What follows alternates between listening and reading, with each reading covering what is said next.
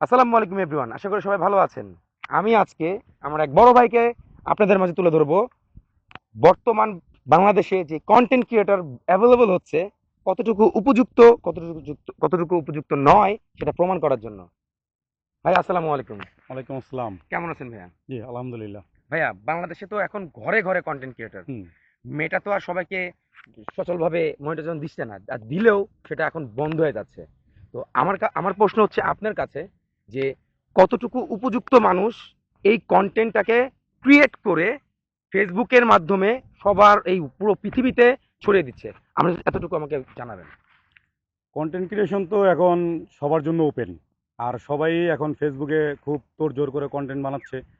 কেউ ভালো বানাচ্ছে, কেউ খারাপ বানাচ্ছে, কেউ মানসম্মত বানাচ্ছে, কেউ মানসম্মত ছাড়া বানাচ্ছে। কিন্তু আমরা চাই যে কন্টেন্ট ক্রিয়েশন যারাই করুক তাদের একটু মেধাটা খাটাক।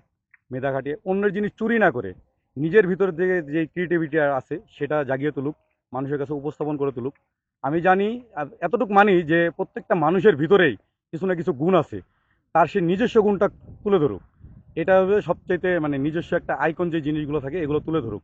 এগুলো তুলে ধরলে মানুষের কাছে খুব গ্রহণযোগ্যতা বাড়বে এবং মেয়েটাও খুব সুন্দরভাবে খুঁজে নিতে পারবে যে উনি অরিজিনাল কন্টেন্টগুলো তৈরি করতেছেন। কারো জিনিস চুরি করে, কারো জিনিস কপি করে এগুলো করাটা আসলে কতটুকু মানসম্মত এটা অডিয়েন্স দেখলেই বুঝতে পারে। তো আমাদের সবারই উচিত, কন্টেন্ট ক্রিয়েশন আপনারা করতেছেন, এখন ফেসবুক সবাইকে মনিটাইজেশন দিচ্ছে, তো এটার মিস ইউজ না করে আপনারা প্রপার ইউজটা করার চিন্তা ভাবনা করুন। থ্যাংক ইউ ভাইয়া। ভাই, আর একটা প্রশ্ন। রিসেন্টলি মেটা যেই চিন্তা ভাবনা করে, জানি না এটা কেন করতেছে, যে মনিটাইজেশন গুলা বন্ধ করে দিচ্ছে, আবার অনেকে মন আপসেট হয়ে সবকিছু ছেড়ে দিচ্ছে। তো এখানে করণীয় কি, আমাদের যারা কন্টেন্ট ক্রিয়েটর তাদের করণীয় কি? আমি মনে করি যারা কন্টেন্ট ক্রিয়েশন করতেছে তাদের একটা ধৈর্য নিয়ে, একটা সময় নিয়ে তাদেরকে পার করতে হবে। অনেকে আছে শুরুতে খুব তোড়জোড় করে ভিডিও করে, পরবর্তীতে যখন দেখে যে তার রিচ এঙ্গেজমেন্ট কমে যাচ্ছে বা তাদের মন ভেঙে যাচ্ছে তখন তারা স্টপ করে দেয়। এটা না করে আপনারা রেগুলার ভিডিও করবেন, রেগুলার ভিডিও পোস্ট করবেন, আস্তে আস্তে আপনার রিচ এঙ্গেজমেন্ট বাড়বে।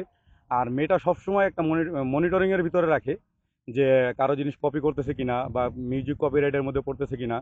ওভারঅল অনেক জিনিসই তারা ফাইন্ড আউট করে। তো আপনারা ভিডিওর কোয়ালিটি ভালো করবেন, ভালো ভালো ভিডিও বানাবেন, ভালো ভালো কন্টেন্ট তৈরি করবেন, দেখবেন আস্তে আস্তে আপনাদের সফলতা বাড়বে। থ্যাংক ইউ ভাইয়া।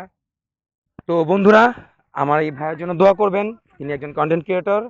তার ফেসবুক পেজের নাম হচ্ছে হলো মতিউর রহমান মুকুল। তার ইউটিউব চ্যানেলের নাম হচ্ছে হলো, ভাই আপনি নিজেই বলেন। MRM blog. এবং আপনার page, cool Mukul.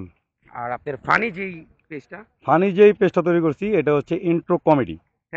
Thank you সবাইকে। আসসালামু আলাইকুম। এবং সবাই লাইক, কমেন্ট, শেয়ার করতে ভুলবেন না।